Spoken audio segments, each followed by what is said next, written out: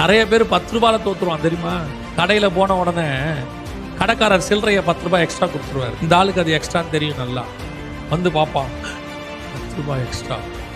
இப்போ பிசாசு தெரியாமல் கொடுத்துட்டான்னு நினைக்கிறீங்களா? பிசாசு யார் தெரியல, கஞ்சப்பைய 10 காசு கூட விட்டு கொடுக்க மாட்டாங்க.